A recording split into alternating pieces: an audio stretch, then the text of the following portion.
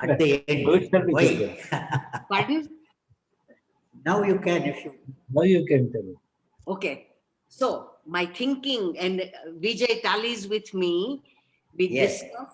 As usual, he Yes. tallies with you. Yes. The thing Right. in the US, Ah, if you to even talk to some people, scientists or ah, PhD students, we have to have a white paper, a one pager. What we are ah, trying to propose, what is the hypothesis, how we are going to have what, why, and how of what we are interested in proposing, mm, the theory or the research or a kind of a new approach to physical health, how the body is functioning, because Swamiji had such a great insight that science will take 100 years to really figure it out. But we are giving a hypothesis that people can think, wow, yes, a new approach to it. So that is one point. Then we right. know some people, Dr. Rabindranath, Ah, he is going to go on Wall Street with this idea of what your blood, one drop of your blood can figure out when we are 40 years old or 20 years old, your blood proteins can predict what your health will be. yes. It is a very, very high insights that this gentleman has. And I will show you, could I have that magazine, Vijay? This is the Unbelievable. Gold Lab Ah, Foundation. What ah, we can do is tell Mr. Muthumani to ah, access all the information, ah, and then see that how the sexual vital fluid, mm, what are the new frontiers to know and work with it to predict the health and other future, how the body or mind will act with the sexual vital fluid. yes, yes.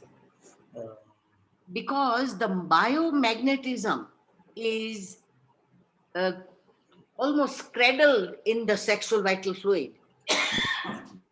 it is just like Ojas. Ojas is also Yeah, biomagnetism, and sexual exactly. vital fluid is also biomagnetism.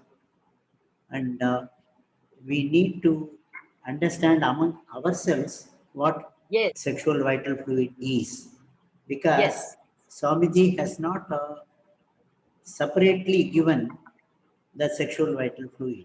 He has referred to sexual vital fluid in so many places, yes, but he has not, as a separate article, he has not mentioned anything. exactly. But Yeah, even, and there is so much of confusion in sexual vital fluid. yes. So we can even take some references from Ayurveda, Siddha. I have interacted with the Ayurveda people and Siddha people. Yes. They don't seem to have this vital fluid. But And this about Ojas, about the Shukra, yes, about the Shukra, they have very passing references, not much of it. that's right.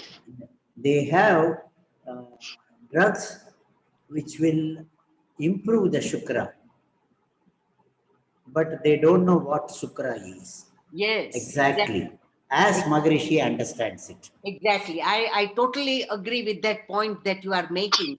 So that could be a real platform, a hypothesis that we can propose to do research in the United States or Europe, because people are looking for it. And sexual vital fluid Yeah. or human sexuality is connected to so many, many areas of human existence. If you remember, the very first interaction which we had Yes, when you were in Aliyar was on sexual vital fluid. exactly. And human sexuality, I still have a hard copy that I'm looking for it. So we can, after 15 years, 20 years, we can pick up that subject because the time is right. Right, right, very good. So this is See, my contribution to that. see, because of this only, Swamiji has asked you to speak first in today's meeting. Well, thank you. But let us, we are all in it together. I bow down to what your work you have done, Dr. Rabindranath. There is no word for me to express what you know. There is no word because there need not be any word. This should not be talked upon. That's why there is no word. Okay, I give it. I surrender to your. Okay, okay. Dr. Devi, வாழ்க வளமுடன். வாழ்க வளமுடன். The vital fluid, do you have any reference in Swamiji's Bihar School of Yoga thinking? And I did some reading like you. I went to Ayurveda and I read some things. So if you want me, I'll just say a few things. Please. We are First, I want to appreciate Dr. Indra. She's very generous with her appreciation, you know. So I want to appreciate her in that. She's always very generous. Her trump card is this appreciation. She will win everyone with her free flow of appreciation. But of course, there is something. Without anything, she won't flatter.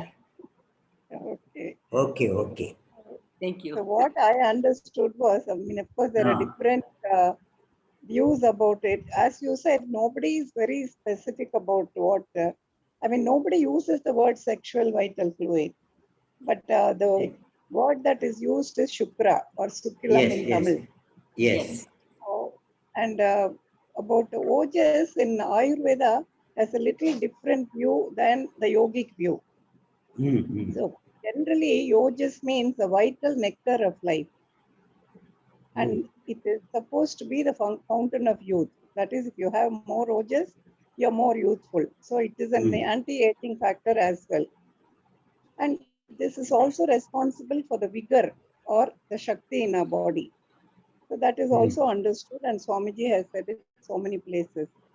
So, but Ayurveda, what it says is, Ojas is a quantifiable liquid responsible for overall health, energy, and liveliness.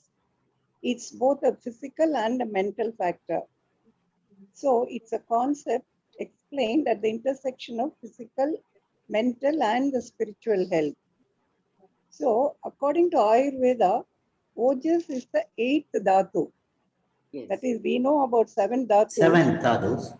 But Ayurveda calls the Ojas as the 8th dhatu. That is, it is the ultimate and the finest and the subtlest essence of the body. So we know that, of course, food is digested and distilled into the 7 dhatus. So we don't have to repeat that. But from all this, the finest essence is Ojas. Yes. That is what in Kaya Kalpa we say also. Yes. That Ojas energy refers to the same. Yeah. In the same meaning we use. Right. Ojas is made into the energy, that is Suddha Shakti. Swamiji calls it Suddha Sattu. Sattu is the essence, of course. Suddha Sattu is the most purified Sattu. Swamiji says that also. And according to Ayurveda, as an embryo is formed by the fertilization of the ovum and sperm, both contain this finest essence or this Ojas. And this is given to the embryo, and that marks the beginning of life. So that is why the Siddha said, Urutharitha Nadiyil Odunguginra Vayu. So at the time of conception, the energy, the Vayu, is hidden or condensed into that fluid. That's what the Siddhas also say that. And of course, they go on to say that it's responsible for the biological strength, vitality, immunity, and the constitution as we grow. Even as the ovum and sperm, if it has a very sizable amount of ojas, that the child will have a good constitution, free of diseases, and it will be very energetic. Because all our physical, mental, and spiritual strength is totally dependent on ojas. So when the sperm and ovum combines with the soul, a life is born and is known as Garbha. And the ojas that time is called the Garbhasara or the pregnancy essence. And Ayurveda says this as the baby grows, after 3 months, it starts forming its own ojas from the food that the mother eats and the nourishment it gets through the fetus. The And same then there seven is sadhus. huh? The same Yeah, seven Garbhadhatu. sadhus. Yeah. No, the seven Then there sadhus is an between evolved. fetus and the mother. Yes, yes. So that is why when the mother has to take a nourishing food and proper digestion and all that, then the baby gets more ojas also. And Ayurveda goes on to say that there are different types of ojas, para and apara. Para is residing in the heart. That is 8 drops of ojas reside in the heart, and it is responsible for the continuation of life. Whereas apara is like it's present throughout the body, and it is related to the kapha dosha of the body. So any reduction in the ojas results in the loss of strength and disease. That's what Ayurveda says. So apara ojas exists like ghee exists in the milk. So it's both Yes, yes. manifest and unmanifest. Of course, we all, as we said, the functions are nourishing the whole body, controlling the physical, physiological, psychological functions. And then, of course, Swamiji has said, and also in Ayurveda and in yoga, everybody says that factors responsible for decrease in the ojas is excessiveness in everything. Excessive physical exercise, excessive fasting, excessive emotions, excessive sex, excessive exposure to external factors like sun and wind, of course, alcohol, drugs, loss of sleep, and old age. And the factors to increase ojas are opposite of all the above. A calm mind, a sattvic food, Sattvic a food, sattvic butter mind. and honey, and easily digestible food, dates, ghee, meat juice. It's Ayurveda proposes meat juice, and its preparation leads to really improve the ojas. And Sadhguru says neem and turmeric balls taken in the morning, it increases the ojas. I don't know how. And a disciplined life, of course. That is what Ayurveda says. And yogic view is ojas is interlinked with tejas and prana. Tejas is the subtle essence of the fire, because we know fire emits the light and heat energy. So that is why when we have Swamijis and all, or people who do yoga for a long time, we say they have a tejas in their face, Tejas. that the brightness. That is the Yes. heat element, and that means heat is also a form of energy, and that is responsible for the cellular metabolism. Whereas prana is the subtle energy of air. So that is of fire, this is of air. And that is responsible for the cellular respiration. And ojas is the subtle energy of water and liquid. So all the three Panchabhutas come in to form the ojas. And this tejas creates the ojas. Ojas protects the prana. And ojas is also the seat of prana. Swamiji has also said this. I'll quote it after some time. So my understanding is that the Jataragni, we call it as a digestive fire, that is through the process of digestion and distillation, converts the food that we eat into the orderly manner of Sati Dhatus. And then this is still refined and held as ojas, which stores the prana. Like the battery is storing all the electrolytes or the electrical energy and then releasing it whenever it is needed. So like that, the battery contains a liquid. So the same way that liquid or what, that's maybe what Swamiji said as sexual vital fluid or by any other Yes, name. yes, So that yes. holds the prana or the energy like the battery fluid holding the electrolyte and then releasing it. So it contains the prana or the electromagnetic aspect of life. And then this prana is distributed throughout the body to sustain life and its functions. And the spiritual view is Ojas is the Yes, first material expression of consciousness, because consciousness wonderful, wonderful. is a metaphysical form, and then the physical form of it is the Ojas. So Ojas, like they said, it is both manifest and unmanifest, like ghee in the milk. And according to Ayurveda, it is supposed to be a quantifiable. It's got a color, yellowish red color, looks like ghee and tastes like honey. But I don't know how they collected and what they mean by that, and where did they collect it from? That I don't know. So, but so Ojas is It both is a the great nectar. It is the nectar nectar. Yeah. which you refer But how to. did they see the color? The taste, yes, they might have The, known. The the color, color how comes they by intuition. intuition. Okay. So this Ojas is both, according to the spiritual view, Ojas is both a gateway and a container. That is, it's a So gateway between the consciousness and the physiology, between this the is the spiritual most and the vital mental. point. This is the most Yeah, vital it's the point. subtlest Where physical particle.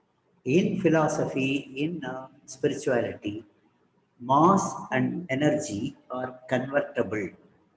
And Yeah, that's right. yeah, so when you say sexual vital fluid, it is mass and Yes. it is matter. That can And be converted to energy. when you say So ojas, this the mass is the ojas container of is the energy, cosmic energy. energy. Yes, yes, it is the energy. So Now, this is a I will, with due permission from all of you, I will explain as I have understood sexual vital fluid. no, just 2 more minutes. Okay. Yes, yes. And is Okay. it being So, taped? One pardon? minute, madam. Let Devi finish. Pardon? No, Let but I want Devi. Oh, yes, madam. Dr. Rabindranath. Ah, yes. Yes. Please carry on. Is this being taped? You have to tape it. Yes, yes, it is being taped. Muttumani, Okay. is it so? Are you recording? Yes, sir. Yes, sir. Excellent. Thank you. Right, Thank you. right. Carry on, Devi. So, as you said, as Swamiji has said, it's the subtlest physical particle, but it contains the cosmic energy. And then, due to pranayama and other practices, it is converted into energy and strength. So, Swamiji says, உயிர் தாங்கியான வித்தை போதிய அளவு கெட்டிப்படுத்தினால் உயிர் பிரியாமல் உடலிலேயே நிலைக்க செய்து விடலாம். அதற்கு Yes. வித்தின் நீர்ப்பு தன்மையை குறைத்து உடலை விட்டு வெளியேறாமல் தடுத்தால் மூலாதாரத்தில் தேக்கமுறும். வித்திலிருந்து சுத்த சக்தியான ஓஜஸை. So Swamiji calls Ojas as Sutta Sakti. That is non-physical dimension of energy. பதங்கமாக பிரித்து முதுகு தண்டு வழியே மேலேற்றி மூளையில் உற்பத்தியாகும் விந்து சக்தியோடு இணைய செய்ய முடியும். That is the recycling of sexual vital fluid, Swamiji says. And this is the basis of Kayakalpa, according to Maharishi. Okay. The medical view, I just want to say 1 more minute. So some people say it is a plasma. Some people say it's white cells because of the immune capability. But I feel Ojas is similar more to hormones, particularly the reproductive hormones. Because we always talk about the pelvic energy, the sexual vital fluid and all that. Because we know hormones are in minute quantities and are both manifest and unmanifest. And they act as chemical messengers from one cell to another and are responsible for cell metabolism, which is the basis of our physical, physiological, and psychological functions. And pineal, as you know, acts as a gateway. Ojas is supposed to be a gateway and a container. Pineal acts as a gateway between the subtle thoughts and emotions from the brain to the bodily reactions, that is from the metaphysical to physical. And the production of GnRH by the pineal, it stimulates the pituitary to direct all the endocrine systems.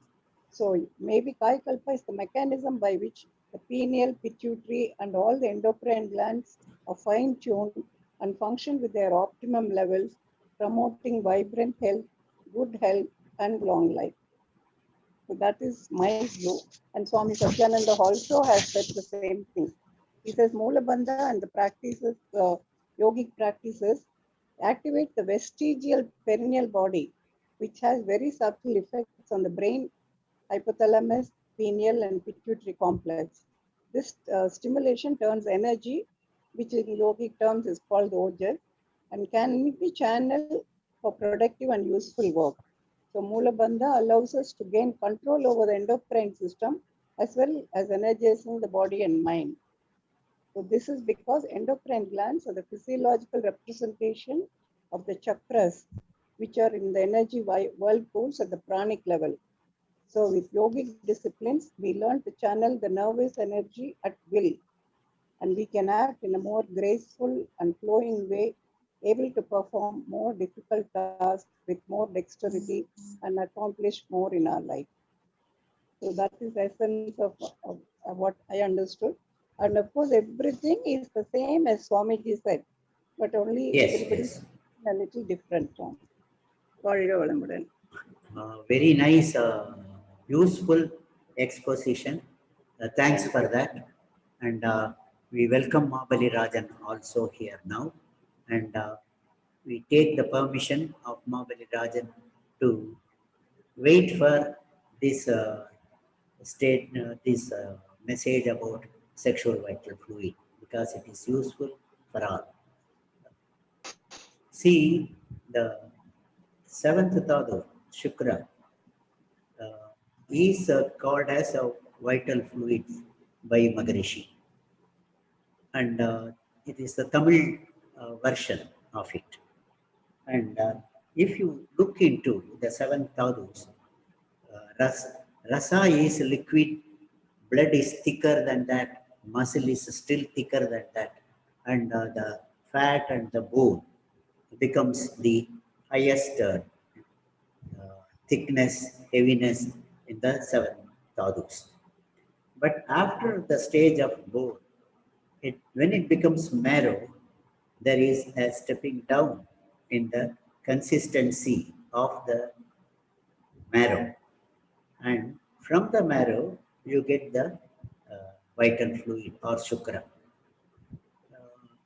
The difficulty in understanding Shukra and the paucity or scarcity of descriptions of the Shukra is because it is invisible.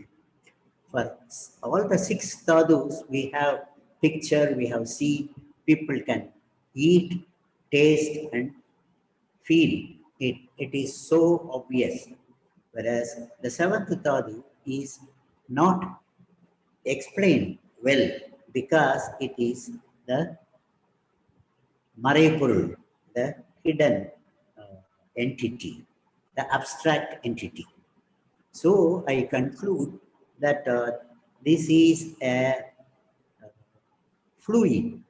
The fluid means solid, liquid, gas, all three combined. That's why Maharishi has given this word fluid for that.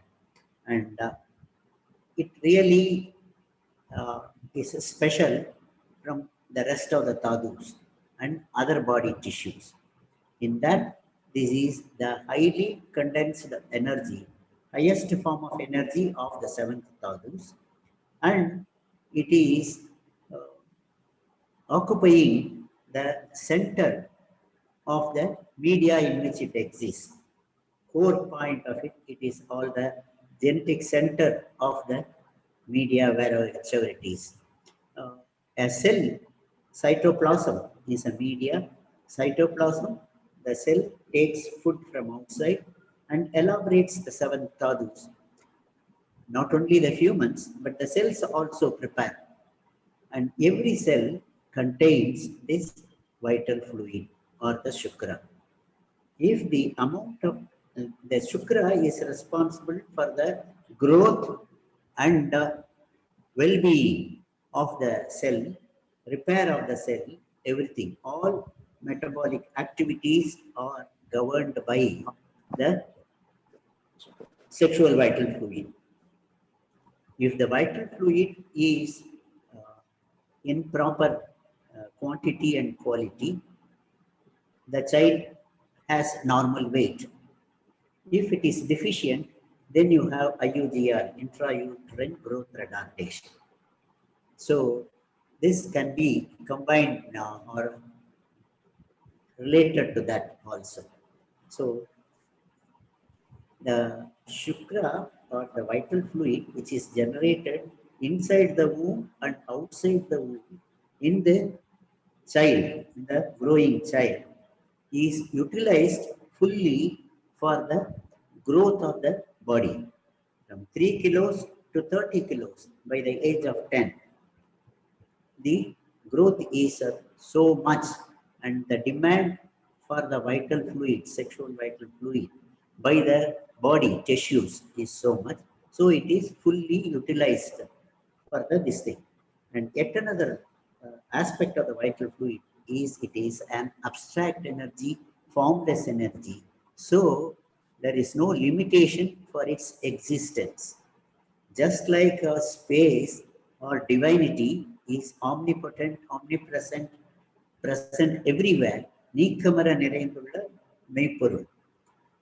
The Ojas is also similar to that, and it goes to the entire body without any restriction of the cell wall or the body tissues or anything. It penetrates and it is equally distributed through the body.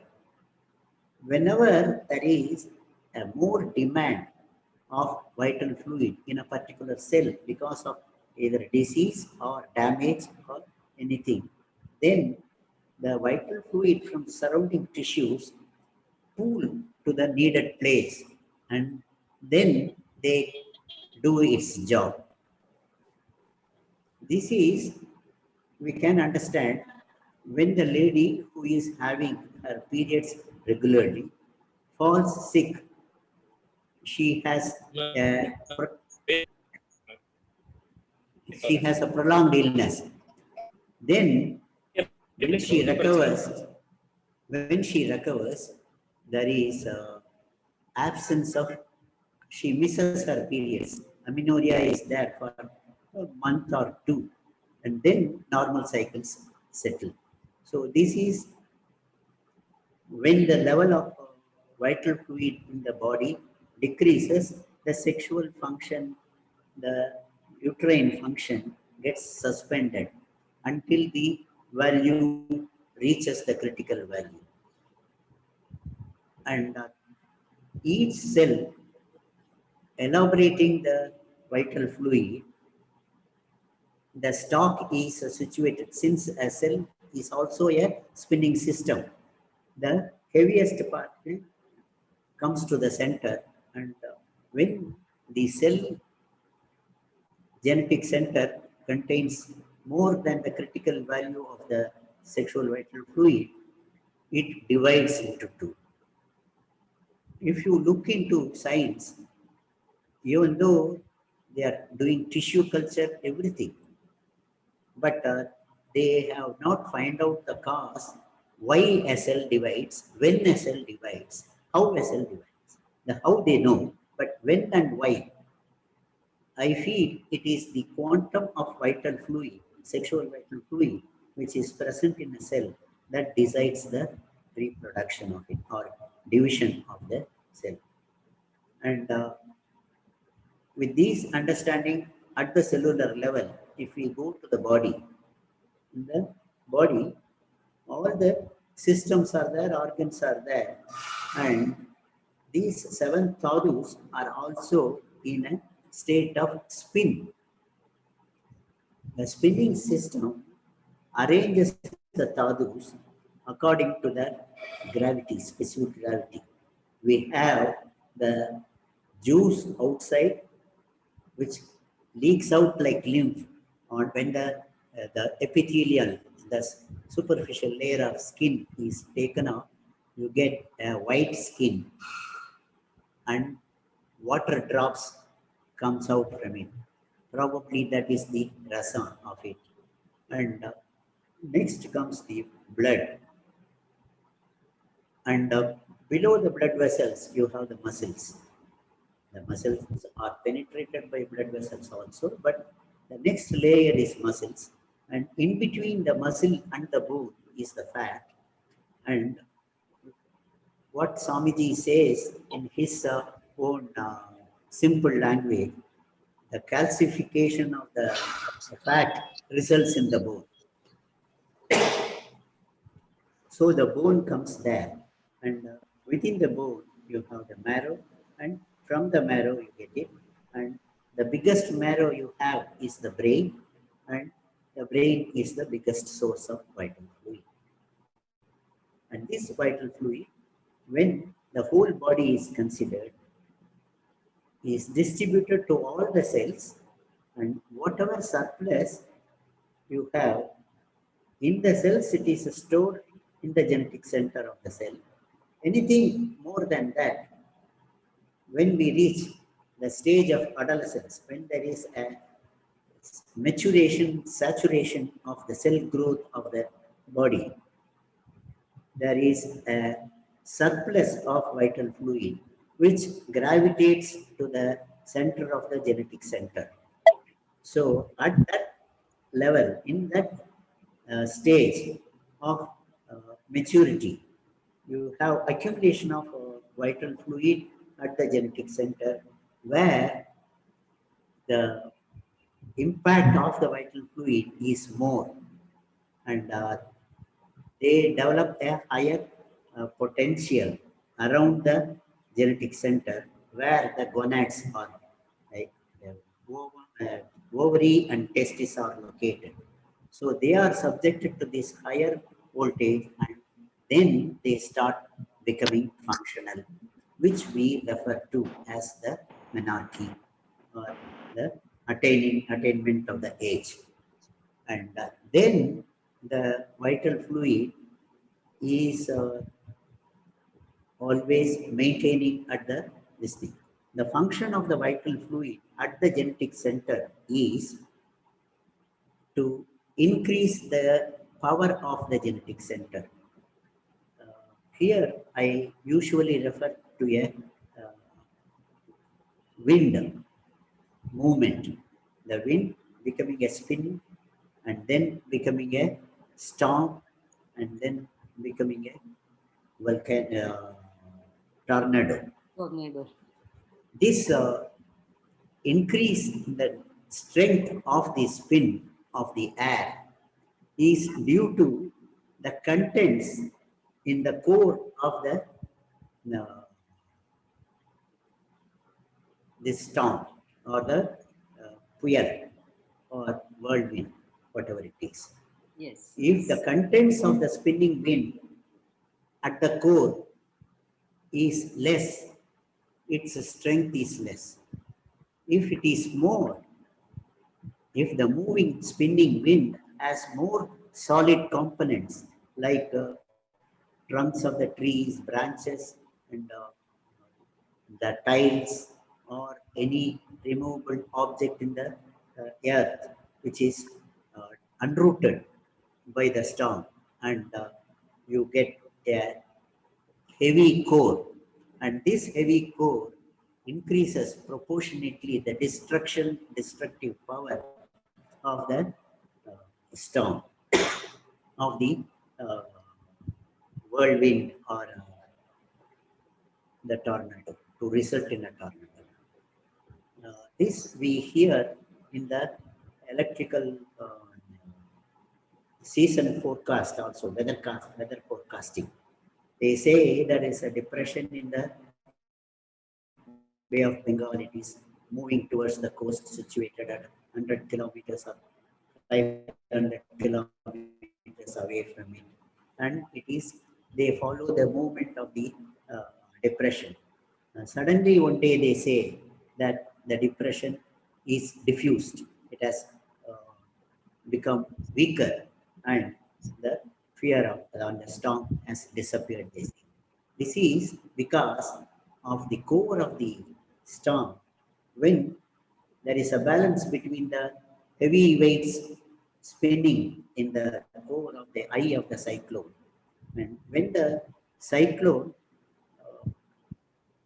loses its capacity to withhold these heavy objects, floating objects, spinning objects, that's, there is a collapse, and these spinning heavy particles, they come to rest. And when they are removed from the storm, the cyclone loses its power and it gets diffused. We can imagine such a thing to take place at the genetic center with reference to the vital fluid. And under this accumulation of vital fluid at the genetic center results in the onset of the sexual growth of the individual. And when they grow, the semen in the male and the secretions in the female, they are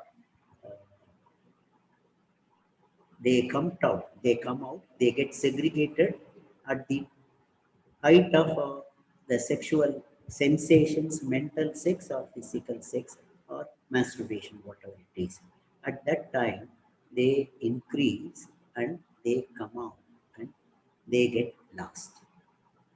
That is the ejaculation in men and the secretions at the orgasm in the female. So when this takes place, you get the contents at the core of the body, in the area of the genetic center of the body, where the sexual vital fluid is available in higher concentration. The vital fluid also lasts along with the sexual emissions, and that is the net result of the sexual activity, indulgence. So when this vital fluid is lost, then you get a reduction in the attractive power or the strength of the genetic center, which results in attracting less number of life force particles into the life force vortex, the spinning system of the life force. Equally so, the higher dense portions of the waves, the biomagnetic waves, they are also lost along with the sexual secretions. So there is a loss in the astral body, and causal body, and the physical body, which makes the genetic center weak, which results in less attractive force. The number of life force particles in the astral body decreases.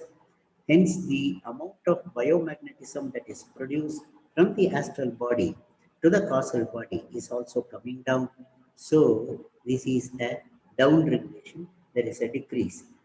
Anticlimax like thing takes place. And in due course of time, when the body and the seven dhadus elaborate and equals the critical value of the sexual vital fluid at the genetic center, then the sexual activity and indulgence takes place. If people have observed themselves after active intercourse for a day or two, there is a gap in the couple's interaction. Intercourse is restricted, or the idea about sex doesn't come to the individual for some time, which if I am allowed, I will interpret until the vital fluid level is increasing. This is an indirect stimulus for the sexual orientation to take place. And this emission, this ejaculation is something different from all the body wastes. Sweat, when we sweat, we feel happy. When we empty our bladder, you have a satisfaction. When you have a normal stool, it gives some amount of satisfaction. And if some patient is not having a proper stool, he has constipation for 7 days or 10 days, you help him out with an enema. Then he comes and directly falls on your feet and says, Veera Kapathininga. He is so much of a relief. So any body waste, when it is sent out of the body, you have a sense of wellness, happiness, satisfaction. And when this highest thought, most valuable in the body, is lost, it gives the gratification of sexual indulgence. So this becomes the biggest happiness enjoyed by any individual until that ejaculation takes place. So our human mind naturally wants whichever experience which gives us happiness and satisfaction and contentment. So people go after it again and again. And when there is overindulgence, there is breakdown of the normal functioning of the body, and the genetic center loses its power. The attractive power comes down to an extent, and that results in the post-coital state. So because of this, we have the sexual carving, which is uncontrollable, very difficult, and the whole world suffers out of this, the sex-driven world, we can say. And this is the basis of it. And Kayakalpa, which conserves this, prevents this loss, is a real tool which can put a control check on the sexual indulgence, growing sexual indulgence in the world. And now this immediately after the emptying of the seminal vesicles, they are empty, and the content of the seminal vesicles are to be filled up by the sperms and the secretions will take time. But within that time, what happens? The glands around the pelvis, they secrete the fluid, and that fills the seminal vesicles.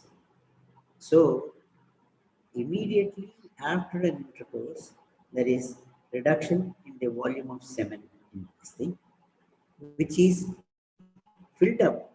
The negative empty space is filled up by the secretions. So when the secretions which don't have any sperm or the other mucoidal secretions in the semen, so this is watery and dilutes the semen. This is what happens after the indulgence, and there is a decrease in the viscosity and the thickness of the semen post-coitally, and even the sperm count will come down. All these things takes place. But what happens whenever the vesicles are full? You have an urge to empty it. But this fullness has come not by sperms and the regular seminal contents, but it is by the secretions. Still, they have the same urge to do. So the one who keeps on, who indulges more, gets a watery seminal vesicular contents, and it leaks out very fast and he has no sense of satisfaction of indulging in it. He has premature ejaculation or mistimed ejaculation or retrograde ejaculation, so on and so forth. And he has sex, but he has no satisfaction of it. So he indulges more and more and becomes a delinquent individual.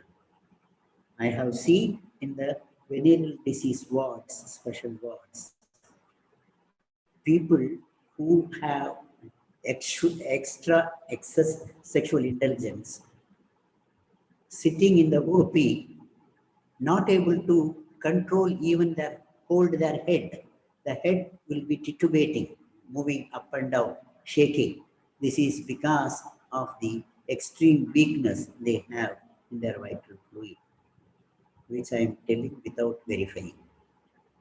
And so this is the way the body is controlled by vital fluid. All the activities of the cell and the organs and the whole body is reflecting the balance of vital fluid in the body. And because of the pleasure-seeking human mind, the adult who has matured loses his vital fluid as a waste. And Kayakalpa is doing a yeoman job where there is no other equal mechanism to control, to regulate the sexual, mental thinking and physical sexual behavior like Kayakalpa. What Kayakalpa does, it removes the vital fluid into a, it separates the Ojas and the Ashwini Mudra and separates, fractionally separates and selectively presents the Ojas energy for the Ojas breath to take and distribute all over the body. And this brings down the pressure in the seminal vesicles. Probably because of this, the sexual triggering or orientation is not there in people who do regular Kayakalpa. They have control over their mental activity. So this is the biggest gift given to the society by Swamiji with his Kayakalpa based on sexual vital fluid. So there is still more in this thing. We will stop at this stage. And I think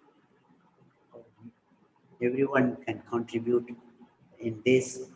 If anybody is having any information on sexual vital fluid or bio vital fluid or whatever name you want, you can have it. You can present it, share with us now.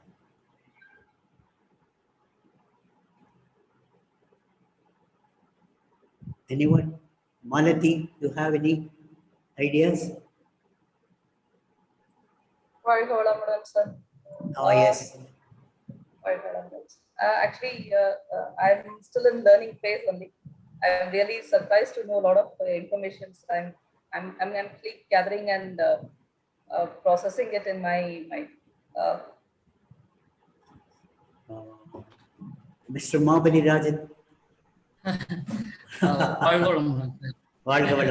Any contribution for vital fluid? I have actually 1 minute. So what?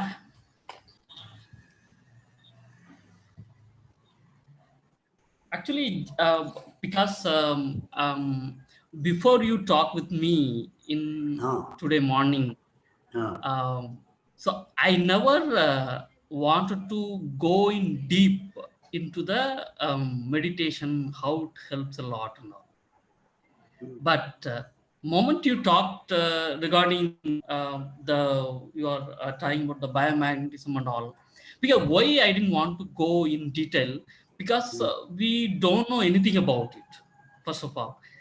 Second thing is, like, when you want to research anything, first you have to ask question. There is a question called null hypothesis.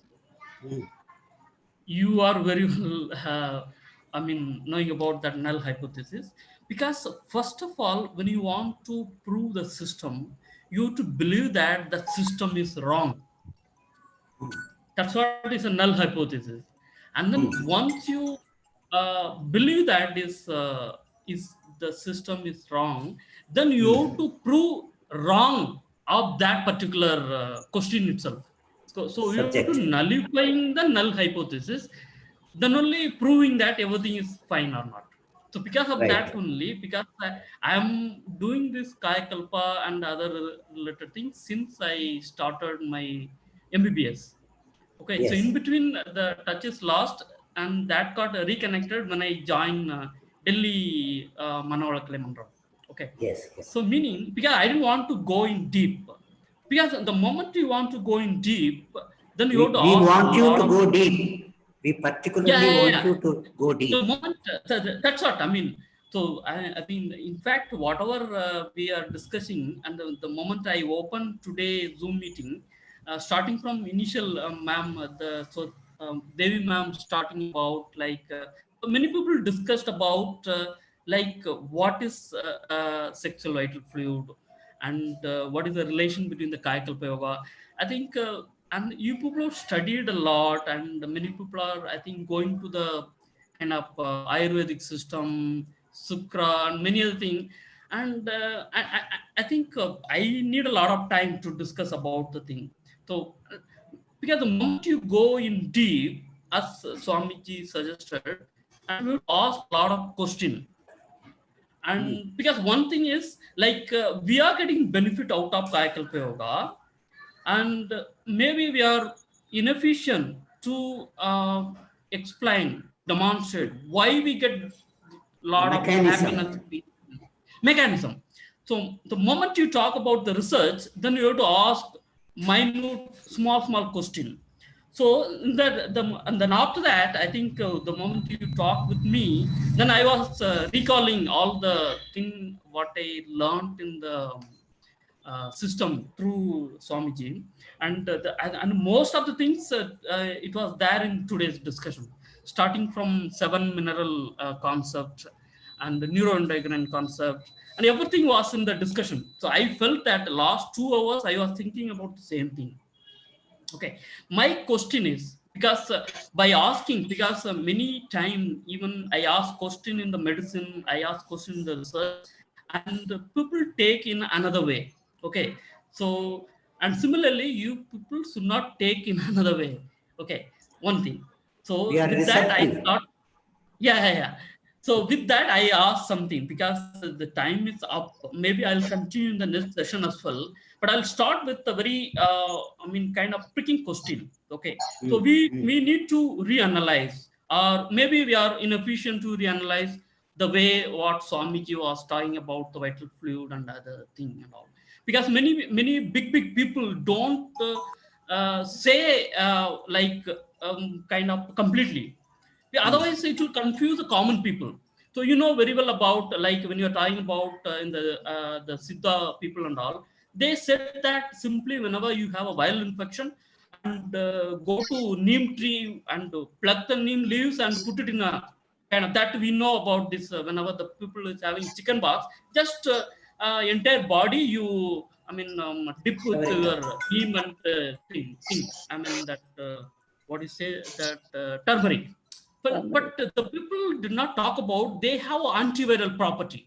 The moment the people thinking about antiviral property, and it may go many other in another direction altogether. Because of that only, even the saint and big people didn't want to reveal the exact truth, and they wanted us to believe completely, simply because they're not idiot. They know that, because all the scientific things they know, but they didn't want to reveal simply because it has to be followed by even by illiterate people. The kind of. So this is a overall introduction. I'll start asking some question. Okay. The first question I was having is, because the moment you talked about what should be measured for checking, okay, the person is having a biomagnetism, by measuring something, whether it could be a physically, clinically, or biochemically, we need to prove that whether something had changed in the body in the form of biomagnetism and all, how to measure the biomagnetism and all. But the moment you enter into the research, we need to go from the scratch. Okay. So my I'll start from the, if time not permits, immediately please allow me to stop, then I'll continue in the next. The question is like, we talk about 7 mineral, okay, starting from food, juice, blood, flesh, fat, bone, marrow, and sexual items. Okay. So now the question is, when moment you talk about in the kind of medical term, in the medical term, how to explain the bone marrow is the origin of the sexual vital fluid? It's very difficult to the moment you talk about this one, bone marrow, the sexual vital fluid is coming from the bone marrow, they will burst. How come? Are you stupid? Are you saying that bone marrow is the origin of the sexual vital fluid? And so this is the thing. So we need to see, Swamiji taught something with hidden secret or hidden meaning out of things. So we need to think about it. So meaning, so moment you talk about the bone marrow, what exactly is coming in the bone marrow? Everybody knows that the stem cell. It's not your fluid we are talking about, semen or ovular secretion. So everything is coming from the stem cell. So here we need to think very carefully. Are we considering the stem cell and stem cell related fluid as a sexual vital fluid? Yes. Because very importantly, you take one single stem cell is sufficient to cause the entire human body. You know very well about the discovery of Dolly, 1996 Dolly, and is entirely taken from the, I think probably from the female or male, not non-egg cell. Even you take even a even the skin cell, not a germ cell, not a sexual cell. You take a normal somatic cell, it can be converted into embryo. What is the property? Stem cell property. So are we confusing with the sexual vital fluid with the stem fluid kind of thing? Because the moment you talk about the bone marrow, so we are talking about the stem cell, and it has a tight relation with the aging. When you are talking about the aging, so what it is coming? Telomerase. Telomerase where? Telomerase in the stem cell. When you maintain, for example, in research, we talk about the immortal cell. So immortal cell means you prevent the reduction of the telomerase, a telomere length kind of thing. And this telomere length is very highly sufficiently present in the stem cell, not in any other cell. Wonderful. So meaning the same way, and recent discovery for the infertility kind of thing, people are trying to convert stem cell into spermatogonial stem cell or ovular stem cell. And it's going, and we are talking about the in vitro fertilization and all, and it is going beyond in vitro fertilization where you take sperm and ovum. Now it has gone to the research like spermatogonial stem cell and ovular stem cell. And then from the spermatogonial stem cell, one can generate the sperm and all. So are we talking about sexual vital fluid is a stem fluid, or really what we're talking about the vital fluid that need some kind of knee-jerk reaction to understand all of it? So this, I think I have a lot of other things, and since the time is up, so I'll continue in the next. So I have a lot of question and relatively answer. So You are most welcome. Yeah, you are most welcome. So, Now, yeah. if let me answer this Yeah. question. Yes. There is two entities. One is the ovum and the sperm, and the other is the vital fluid. Vital fluid is different from the ovum or sperm, but even in the literature, Siddha literature, they mix these two words with the cells and the energy part liberally. Probably at that, in their thinking, they are not separating the two. But now with the advancement in science, we can differentiate the two. The sperm can be seen in the microscope and it can be picked up and pushed into the ovum to fertilize it, test tube fertilization, laboratory fertilization. But the vital fluid is different. You cannot touch it. You cannot hold it. It is abstract, formless. It is energy. It is something like electricity. So, or magnetism. So it is the energy part of it, and the other, the ovum or sperm is the cellular part of it, mass part of it. So when we approach these two separately, we will be able to understand it better.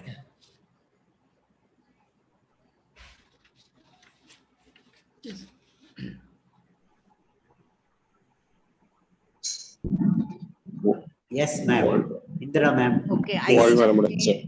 sir, one thought. One minute. So, Dr. Mobley Razam, Yes. your point is well taken.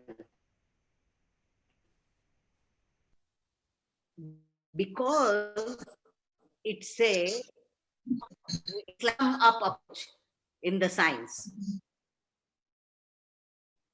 What Swamiji has shared, you know, on one side, with respect, you start thinking about starting with the whole idea of whirling wave and spreading wave. Then you stack up to going and understanding everything.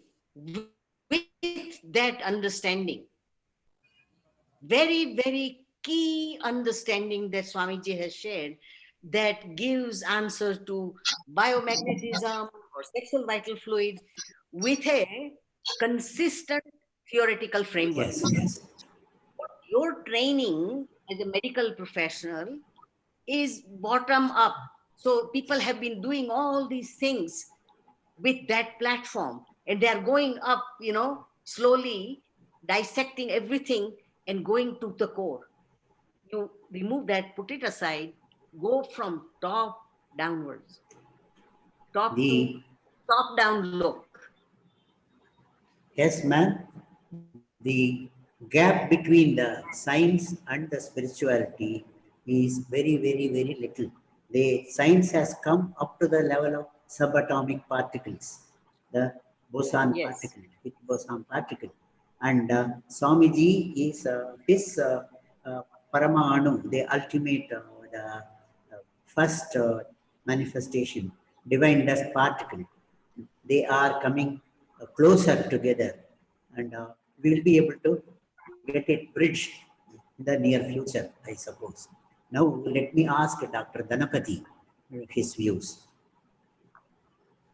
He is a veterinary doctor as well as a evolved Sky senior professor. Good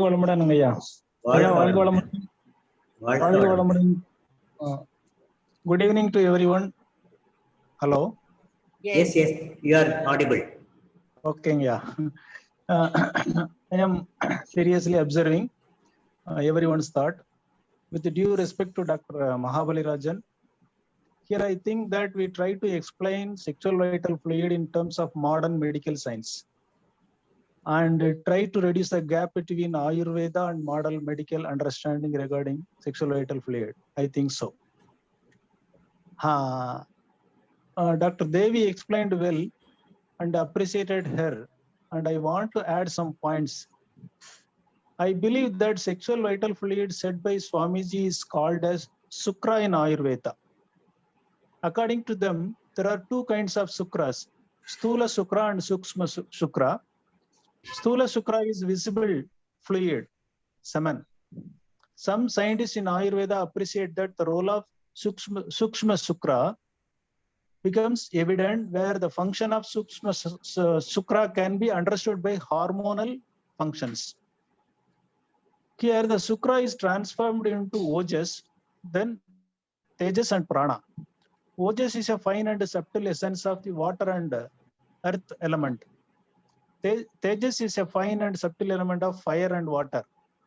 Prana is a fine and subtle essence of ether and air, the subtle form of Vata Tosha. Thus, here the Ojas and Prana is emerging from sexual vital fluid. This is what I understand.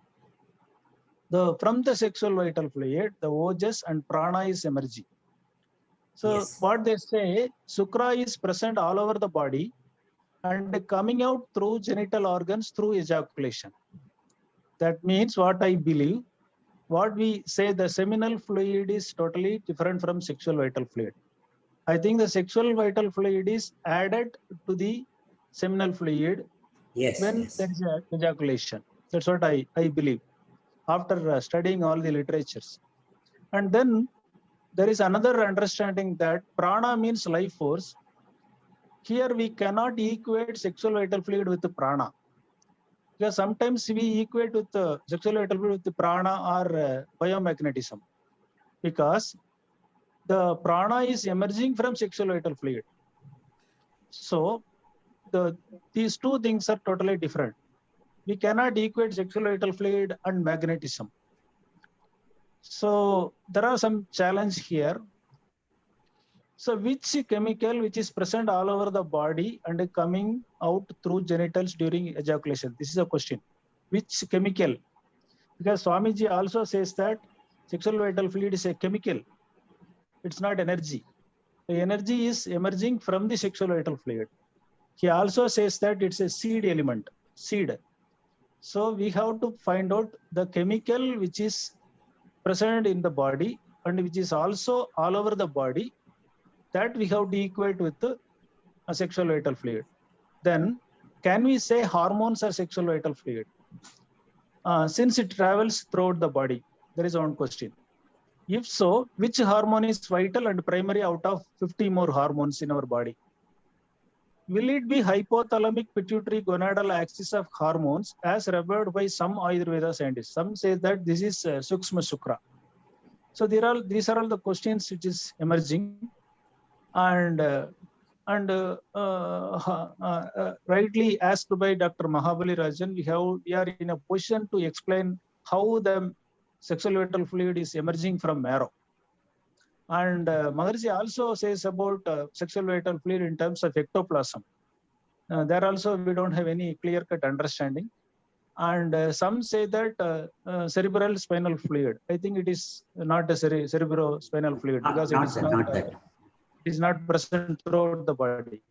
We have to understand with the terms of Vethathiri Maharshi what he has said, and then we have to try to find out the equal terms or understanding in medical science or Ayurveda. This is what I think. So these are all my understanding. But finally, I understand that sexual vital fluid, prana, and magnetism is totally different.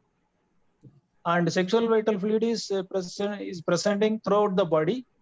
It merges with the seminal fluid. So we have to find out the chemical which is throughout the body. The seminal fluid is not throughout the body, no. So how can we say that seminal fluid is sexual vital fluid? But this Maharshi also says that sexual vital fluid is present all over the body, throughout the body. Then we have to find out the chemical which is present all over the body. Then only we can appreciate that that particular chemical is sexual vital fluid. We can just think over. That is my understanding. Right. You have given valuable information at the right time, and appreciate it. Now, the fluid, vital fluid, is present throughout the body, and it is getting concentrated by virtue of the spinning system. Heavier things remain coming to the center. Similarly, in the astral body also, the slowest life force particles, they come and settle towards the center. And in the physical body, it is the vital fluid which is the heaviest, and so it occupies the genetic center area. So the genetic center becomes an important part of the body by virtue of having the vital fluid, the sexual vital fluid from the physical body, from the closely about to stop dust particles or life force particles near the genetic center area, and also delta waves 3, 2, 1, 0, the waves between 1 and 0, like that, occupying at the center of the genetic center. So these three substances are special. The slow moving life force particles which lie close together each other. The inter life force particular distance is minimal near the this thing. A fraction less energy, it will become space. A fraction more, it will start moving. It is such a intimate relationship between the life force particle and the genetic center. Similarly, the wave, it is sometimes described as stationary waves. Waves, but they don't move. So they call it a stationary wave. So this is something what the Siva Purana said, Ullane Illane. So the one who exists at the same time non-existing. So these divine qualities come to that genetic center area, and that is marked by the highest concentration, the storehouse of the vital fluid. And this is the Sukshma Shukra, and the Sthula Shukra is the semen or the other vital fluid which is there and taking place. Just because the semen or the sexual secretions, the ovum, which is located at the center of the at the area of the genetic center, the concentration of vital fluid in those areas is pretty high. So you cannot separate the abstract vital fluid from the physical material sexual secretions. So both combine together and they only pass, they get ejaculated. And that is why you not only lose the sperms and the seminal fluid, you also lose the vital fluid. So that is the significance of it. And here you can recall cases where the reproductive system is perfectly all right. That is production of ovum and it's a receipt into the tubes and the reaching the ovaries anywhere in between is perfect, and there is no cervical pathology, everything. And the male partner counterpart is also having everything in the right way, and there is the count is better, the motility is all right, the physiology, the anatomy of the sperms are fine, and still you don't get a pregnancy. In such cases, we have the maximum success in this thing. In yoga, sky yoga intervention for sterility gives highest rate of success when both the partners are perfectly normal with no abnormality. This shows the supply of a vital fluid So now, is there anyone who wants to add something?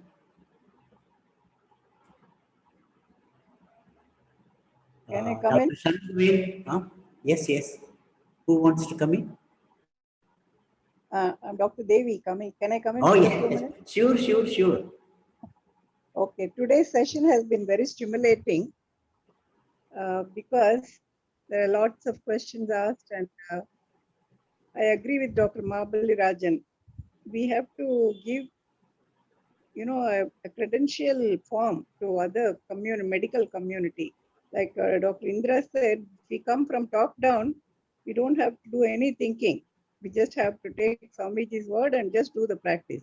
We don't know how a cell phone works, but then if we just press the buttons, it works and then we use it. So that is one thing of belief. But when we give it to the community, like medical community, or if we want to take it to the research, we have to give a somewhat believable medical explanation. So Dr. Ganapati also, he is, expounded from what I said. He has gone into a little more detail. Thank you, sir. And I agree that we all know that it works. There's no question about it. We all have faith in it, but we have to understand and come to a common conclusion and give it a little more of a medical this thing by asking this question and then taking everybody's view on that. And then even because we say it's a sexual vital fluid, there's so many problems. So whether we could change the name, that's one thing. Second, my question is, we always talk about shukra and emission and ejaculation and all this. So that means it's only male oriented. So the female part of it doesn't come into action at all. Of course, there's Suronita. A lady, sorry for the interruption, a lady has to establish that. And there is no mention about the semen equivalent in the female. That you have to explain, madam. And Swamiji has a... called Suronita according to Ayurveda. But it is not that so Suronita is not... Ejaculation. So we should clarify that doubt also. And what do we call in the female? This is then the basic need. Madam Indra and Madam Swatantra Devi with other stalwarts can put together and see. No. What exactly? These are the question. I have that question. No. I think people See, who know this more cannot should answer. This cannot be answered by a male researcher because he has no experience. And you are the people who experience what is happening. What is the secretion you are getting? Where from you are getting? What is it? There is no relationship between normal intercourse and the intercourse which results in pregnancy. So it is the fertilization is a different aspect of this thing, but in the equivalent to male ejaculation, what is taking place in the female and what are the contents of it? We know that the egg is not coming out in the intercourse.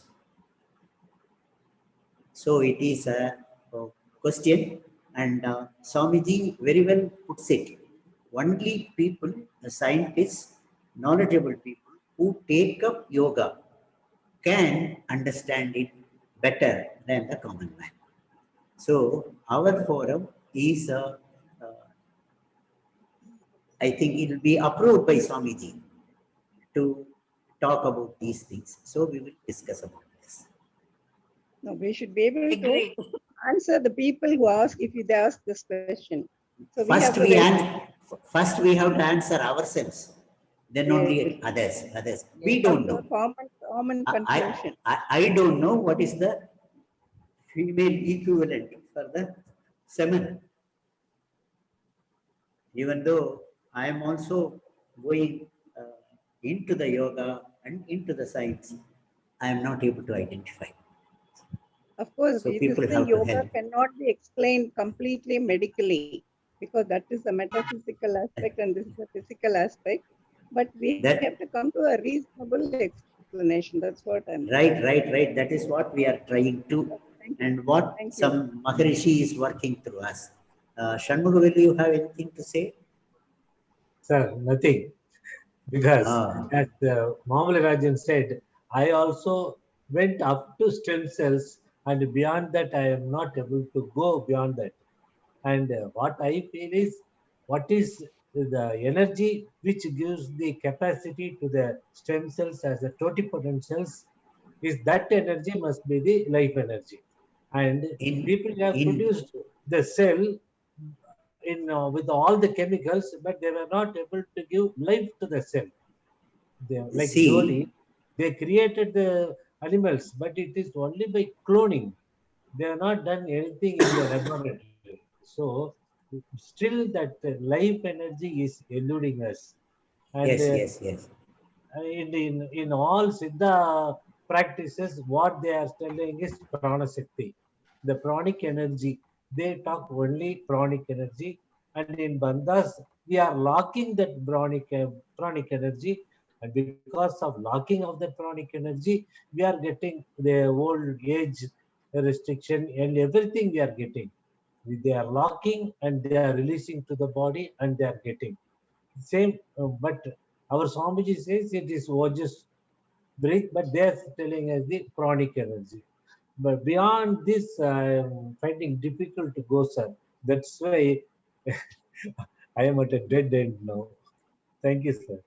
we are all at the dead end.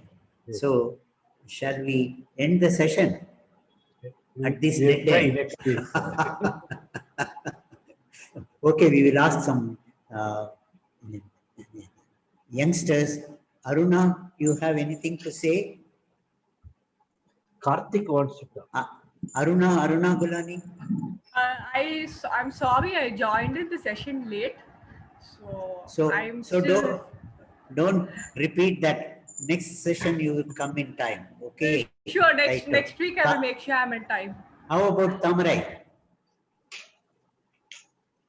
Tamarai Selvi. Margol, Doctor. I want to have a little bit add on to this mysterious chemicals related to the sexual vital fluid. Can we have any experts with biochemist in a biochemist field can proceed with this topics next week so that they can also open some they can also give us some idea, no? Yeah, that's what. New ideas. Because, new ideas. yes, that's all. Your suggestion is well taken. Thank Yes. you. Now, Karthik, please. Karthik. So, Varghamaran, thank you for. I'm going to say something which you may not like. You see, if you know Rabindranath, he always gives importance to things which he doesn't like. Yes, I agree. Right. So come on, carry on. So the thing is, some of the statements we make, right, which is after having the intercourse, since the vital fluids are getting spent, and since the stock which is being stored is being spent, so one would not have the urge any further, and the density of the vital fluid, the density of the seminal fluids would come down. These are the statements which you made. Right? I learned Kayakalpam when I was 19 years old. I got married in 28, 29 years old. Immediately after getting married, when I had these are the same statements. What you said were taught to me when I was being taught the Kayakalpam as well. Right? And in the first week of getting married, I did observe, I was thoughtfully watching out what is happening to me within the set. These statements, what you make I was not able to notice it. Either I'm not doing Kayakalpam properly for 10 years, or we need more data to make this claim. Most vital immediately, vital experience. Right? these statements what we make, right? So now at 40 years old, now I can say that, yes, I don't have that urge, or this urge is completely under my control. But at 30 years or at 29, 30 years, initially the first time when I had, oh my God, I'm getting recorded. Please save my modesty. No. In pure science research, we need not give importance to it. It won't be. Right. So, so if at all these statements, right, that after doing Kayakalpam, the urge should be completely under control. That was not true for the first 1 week of doing it, and I did not notice that I was completely abstained. No, that is not happening. Right. And these statements all along for 10 years since I first learned, the very first time I learned Kayakalpam, and since for the I kept hearing this, that after doing Kayakalpam, you would have this complete control. You would when the SPF, when even after intercourse, you would see that it is coming down. And I did not notice that in the first 1 month. 1 month. Right? 1 week to 1 month. When later, eventually, maybe that intent got normalized after after going through a psychological cycle. After getting accustomed to it. No, after I see a childbirth, after having my son, right? That is when the gravity of the situation was getting clear. So what is happening and what is the consequence? That is when it's clear. But just because doing Kayakalpam, immediately, instantaneously, that was not happening. But we keep saying this all through the course. It is something like. So maybe my data point is wrong. We probably need to have some means to collect this kind of a data points. This is just one. I'm bringing this up very openly in this forum because we are all research minded here. I have not even contested in this aspect with any other masters or professors as well. But we probably, since we, so oftentimes we say that Kayakalpam as an antidote for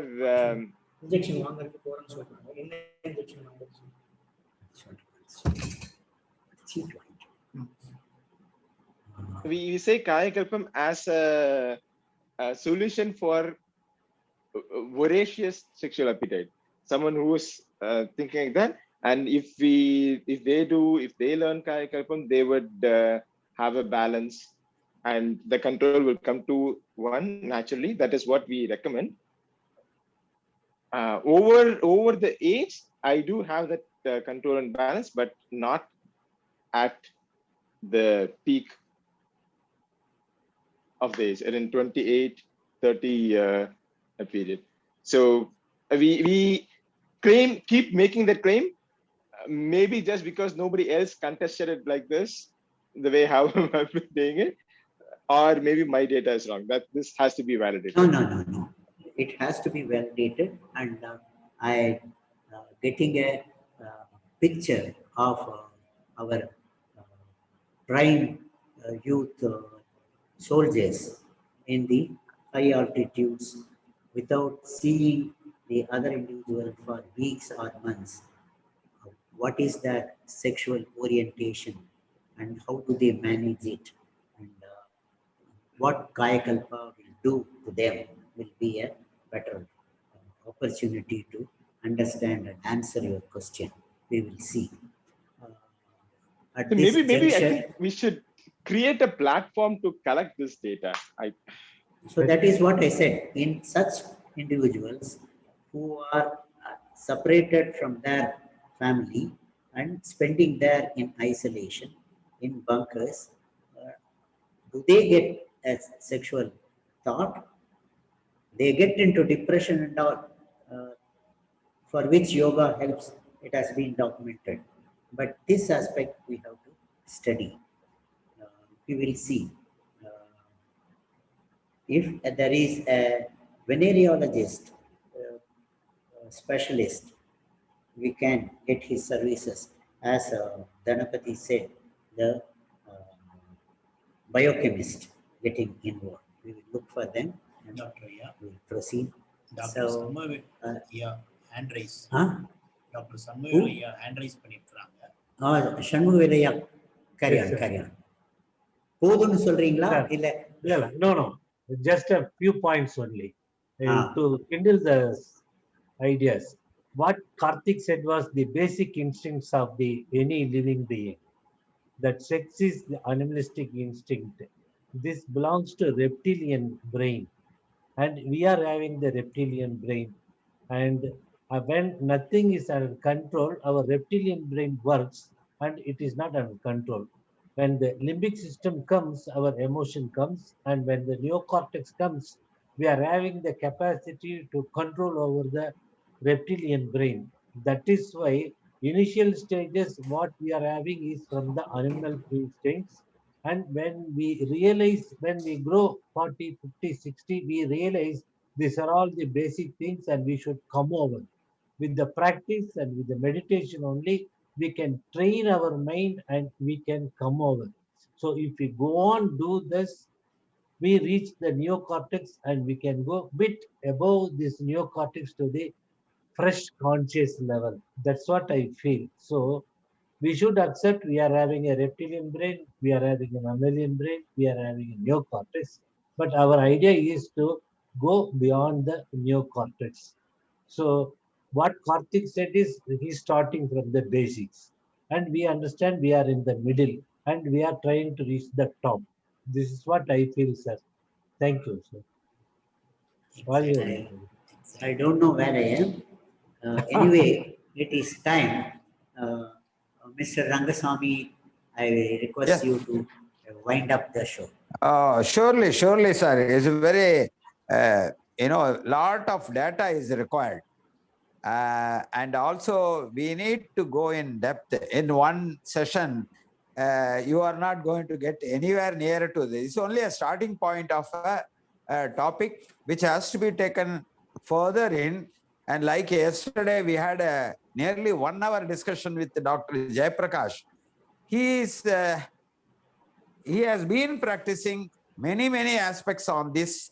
So such eminent personalities has to, work with our scholars, PhD scholars, and for a period of time, we can give them, in one shot, you cannot get anything out of this. And it is an experience which, really to share this, Dr. Karthik was, able to recall at least to a greater extent how he started and how he is now and how this is helping or not helping. All these things will have to be vetted out in a very detailed way. I think the group will be able to come up to our expectation. We want to thank all of you for the wonderful, joining and participating fully with. Still, I have to hear from Indiraji. Dr. Indiraji, I have not heard anything in 1 hour. Where are you? I'm okay. I shared. You have to go back to the record. Because unless I hear from you, the ending session is not interesting at all. You have to come out and say, both of you. And Dr. Gupta is always a silent spectator. You have to also break silence somewhere along the line. He is Shiva. He is Shiva. Indraji is the Shakti. Somewhere along the line. You have to hear him. You please tell. Yeah, thank you very much, Indraji. Whatever it is, taking the session to a greater heights, I think we are moving in the right direction. So thank you, Dr. Ravindranath ji, and thanks all of you. And more scholars are required. We are looking for scholars who will work with these eminent doctors and come out with the evidences. Results should prove, and that our discussion should culminate with the findings with the scientific world should accept, yes, this is the right technology or right methodology, a right way that we can present it at a time when we can have a scientific forum. Thank you very much to all of you, and see you all next week. Okay. At this time, I humbly request all of you to appeal to Mother Rishi to help us to find something. We are. Thank you. Thank you. Thank you. Thank you. வாழ்க வளமுடன். நன்றி நன்றி நன்றி நன்றி. Be blessed by the divine. We are with you. Thank you. I know you are always with us. Thank you. Publish or perish. Yes, surely. We have to have a hypothesis. Yes, of course. That is what Dr. Karthik said. You have to start off with